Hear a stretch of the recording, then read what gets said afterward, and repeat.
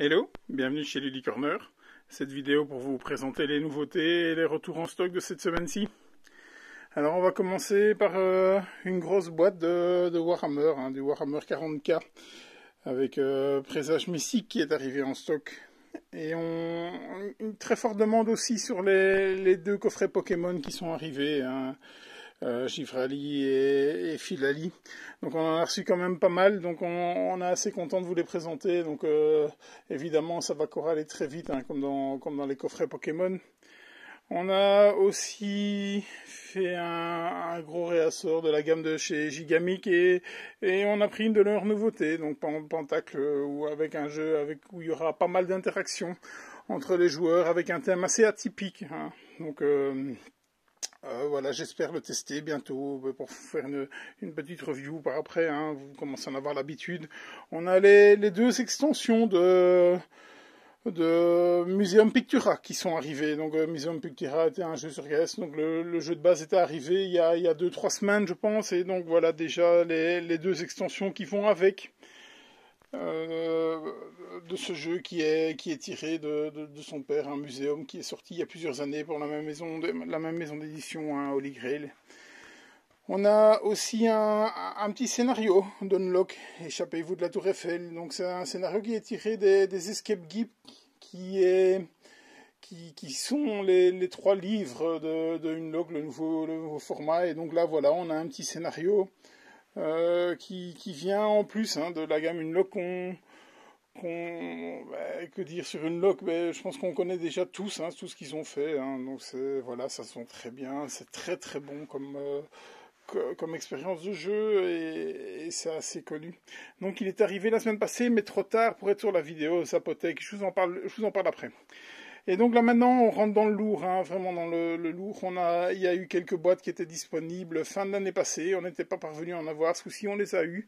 C'est Boon Lake, le jeu d'Alexander Pfister. C'est toujours un événement quand Alexander Pfister fait un jeu, parce que voilà, il a beaucoup de fans à travers la stratosphère ludique, et à chaque fois c'est toujours le même débat, c'est le meilleur que, il est meilleur que, voilà. Donc j'ai eu l'occasion d'y jouer il y a quelques mois, il était vraiment pas mal, donc c'était un très bon Pfister.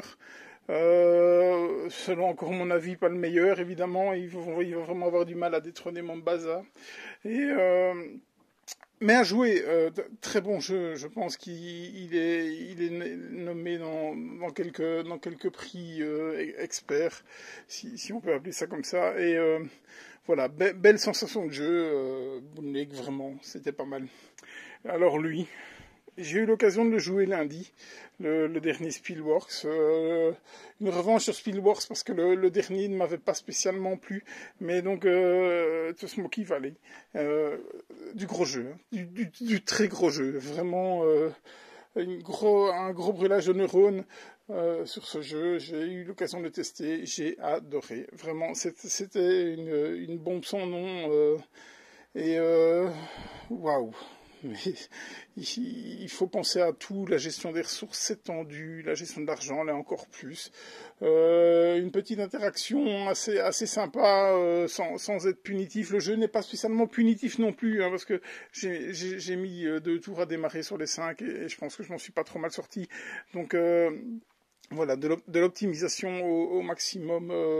Peut-être que je vous ferai une revue sur ce jeu parce que j'ai vraiment adoré ce jeu. Il est top, du grand Spielworks, vraiment. On passe du côté des retours en stock. Alors la gamme Game Genic est revenue, et ça faisait des mois, mais des mois que c'est en rupture. Donc ça y est, on a reçu un énorme réassort de Steve et on en est très content parce qu'il était temps. Vraiment, cette gamme est d'une très belle qualité, en tout cas. Sur les Steve. Un retour aussi parce que ce jeu vient et puis il retombe en rupture tellement son succès est phénoménal, c'est Codex Naturalix, un petit jeu de cartes, de placement de cartes fort malin, avec des choix cornéliens à chaque fois et une charte graphique très assumée. du côté de Bombix, comme c'est souvent le cas. Hein. Mais donc voilà, ce jeu plaît énormément et il est de retour en magasin, de même que Dice Forge. Hein. Donc là, ce jeu, ben, vous commencez à le connaître avec une mécanique de dés toute particulière qui est fort sympa. Bon, il faut pas être allergique à la chance, mais c'est un jeu familial très très apprécié qui roule très bien. Champ d'honneur est aussi revenu. Hein. On a fait un réassort en fait de la gamme complète quasiment de Gigamic. Donc voilà, on va pas tous vous les mettre. Hein. Tous les classiques de chez Gigamic sont revenus. Les corridors, les 6 qui prend, les canardages, enfin tout ça. On a la nouvelle boîte aussi de Privacy No Limit 18+, qui est revenue aussi. Et donc ils ont aussi réédité l'excellent Iki, un très très bon jeu de stratégie que j'ai eu la chance de présenter au festival, donc vraiment super bon jeu. Eh bien, il est de retour. Et comme ici, vous pouvez le voir aussi, on a reçu un camion, un container de...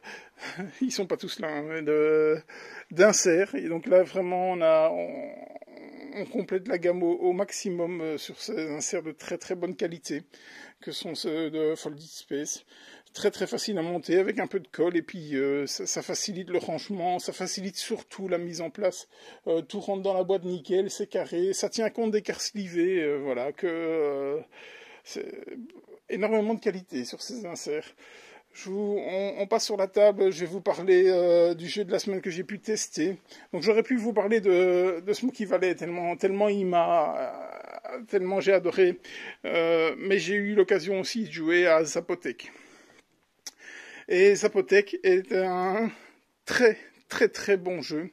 Je dirais pas qu'il est clivant, il est surprenant, vraiment, dans ses, pas spécialement dans sa mécanique, mais dans son timing, dans son flow, on pourrait dire. C'est un peu compliqué à expliquer, mais on va avoir que 5 tours dans Zapotec, et le premier, le premier, il est pratiquement autoguidé parce qu'il vous faut absolument parvenir à placer deux de vos maisons sur la map. C'est super important parce que ces maisons-là vont vous permettre de récupérer des tuiles que vous allez venir mettre sur votre plateau personnel, et en fonction de la carte que vous allez jouer, donc par exemple ici la carte pierre, eh bien vous allez activer soit cette ligne, soit cette colonne, parce que vous êtes sur la ressource pierre, qui va vous donner toutes les ressources qu'il y a sur les tuiles, qui vont vous permettre d'acheter plein de choses, vous permettre de construire des pyramides, des genres de choses. Donc on est vraiment sur un jeu en plusieurs temps.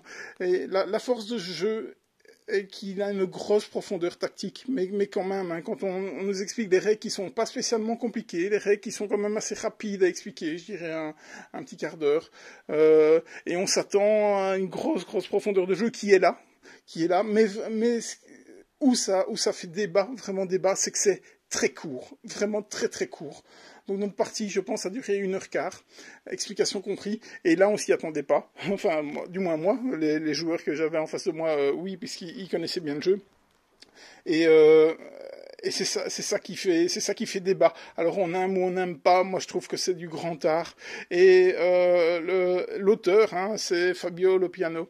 Peut-être que si j'avais su que c'était lui qui l'avait fait, j'aurais peut-être été un peu moins enthousiaste que maintenant, parce que Lopiano, c'est simplement l'auteur de Merv, le jeu que j'ai le plus adoré jouer l'année passée. Et si j'avais eu ça, j'aurais eu des attentes, mais bien au-delà de ce qu'est Zapotec, et pourtant, donc je suis très content de ne pas l'avoir su avant, et parce que ça en fait un super jeu dans ce qu'il est. Graphiquement, il est assez... voilà, je le trouve pas spécialement joli, mais je trouve qu'il est lisible, vraiment. Donc on a différents temples, hein, différents temples avec différents types de terrains, les plaines, les montagnes,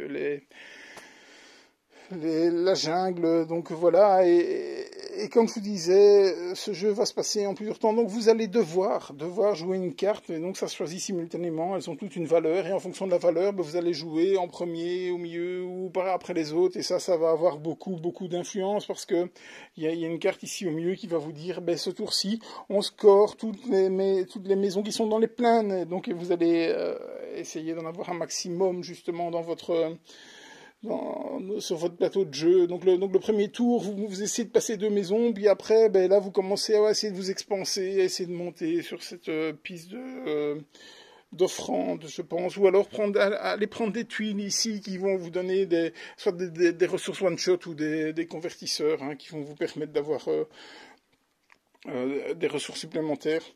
Donc voilà, un jeu en plusieurs temps où le premier tour, après 2 minutes, vous vous dites oui, mais il y a 5 tours, on a mis 2 minutes, qu'est-ce qui se passe? On n'a rien fait. Et puis après le deuxième et troisième tour, où là les ressources commencent à tomber réellement avec une énorme montée en puissance qu'on ressent vraiment dans cette énorme montée en puissance. Et puis une stagnation au niveau du quatrième et cinquième tour. On se dit tiens, ça monte plus, les ressources ne montent plus, et c'est là que vous allez en profiter pour vous positionner sur les pyramides qui vont vous faire énormément de points en fonction du type de terrain ou du temple dans lequel vous êtes. Hein. Donc là, il va falloir essayer de terminer les pyramides. Donc comme vous pouvez le voir, les copains vont venir aussi s'occuper de vos pyramides aussi. Ce qui fait que une des pyramides seront terminées, d'autres pas, mais voilà, c'est un jeu super plaisant. Je ne vais pas vous expliquer toutes les règles. Encore une fois, il y a des vidéos qui vont bien mieux le faire que moi et de façon bien plus professionnelle, et pas avec un smartphone qui bouge tout le temps. Et donc, j'ai adoré ce jeu. J'en ai discuté avec des fans de Lopiano qui, lui, ont eu du mal avec ce jeu parce qu'ils en avaient vraiment trop d'attentes. Et donc là, voilà, j'ai eu la chance de ne pas faire le rapprochement avec Merv. Sinon, je pense qu'il serait sûrement sur cette vidéo parce que ce jeu est très très très plaisant. J'ai pris beaucoup de plaisir. Et surtout, profondeur tactique sur ce laps de temps. Et ça, chapeau l'artiste, parce que faire rentrer ça dans un jeu où on doit quand même avoir une grosse réflexion et faire très attention à ce que font les autres quand même, essayer d'être avant eux pour les cartes que vous allez prendre, pour vraiment jouer avant eux, pour leur souffler tout sur leur couper l'herbe sous le pied, et une petite piste ici qui me semble un peu faiblarde, mais qui rapporte quand même des points de victoire, donc il va quand même falloir essayer d'être devant les autres. Hein. À ce niveau-là, je ne pense pas que ça renverse une victoire, mais au moins ça va l'aider, parce qu'il y a quand même quelques bonus évidemment à prendre sur cette piste. Donc Zapotec, très très belle surprise pour moi, et je vous le recommande vivement. Que dire d'autre? Essayez-le. Donc il devait être sur la vidéo la semaine passée, parce qu'il est arrivé la semaine passée, mais trop juste pour être vraiment sur la vidéo. Donc là il est en magasin. Et voilà, on vous dit à bientôt chez Ludie Corner.